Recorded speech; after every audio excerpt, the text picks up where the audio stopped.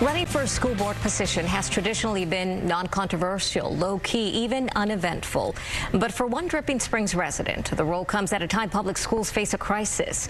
This is the subject of the latest article in the Texas Monthly titled "Public Schools at a Breaking Point." The writer of the article, Naomi Schwartz, joins us to talk more about this. Good morning, Mimi. Thank you so much for being with us today.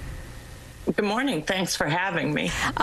This is the cover article on the cover story, the campaign to sabotage Texas public schools. You profile a woman named Joanna Day, the Dripping Springs resident. Tell us about her and how the decision for her to become a school board member, to run successfully for the school board there, changed her life.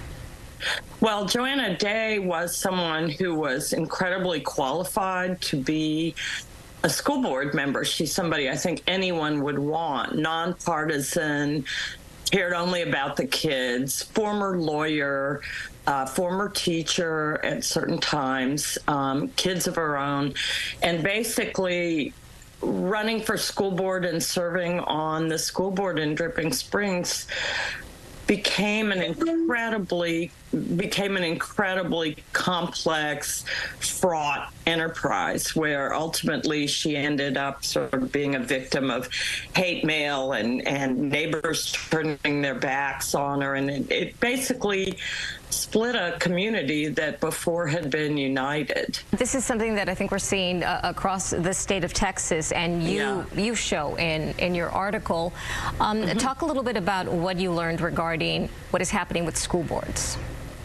Well, school boards, which used to be totally nonpartisan, have become incredibly politicized. And also people who run for these races have become recipients of enormous sums of money, mainly from the far right.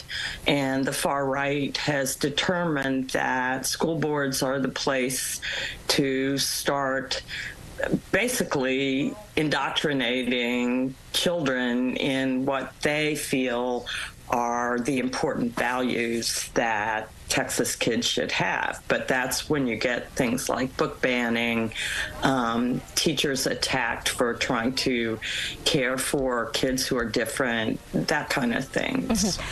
In the article, you also talk about the privatization of public schools. That is a concept that some may think is new, but it actually isn't here in the state of Texas. No, it goes back actually to desegregation. When Alan Shivers was governor, he tried to form a voucher program so that kids who didn't want to go to school with black kids could go to completely white schools, private schools. Governor Greg Abbott, along with the lieutenant governor, have made school vouchers a top priority this legislative session. You've seen it from a bird's eye view. What do you think is going to happen? Well, the fight's been getting increasingly bitter, but I think that Speaker Phelan is trying to find a balance, but the governor is out there really beating the drums in communities that he thinks he can sway to his point of view, where, for instance, there are representatives in rural communities who don't want vouchers. I think it's going to be very bitter, very, very divisive. Well, the article is very good, obviously very well researched and well done. The campaign to sabotage Texas public schools. It is the cover article for this month's Texas Monthly, written by our guest, Naomi Schwartz. Mimi, thank you so much for your time. We appreciate you talking to us today. Well, thank you for having me. Appreciate it.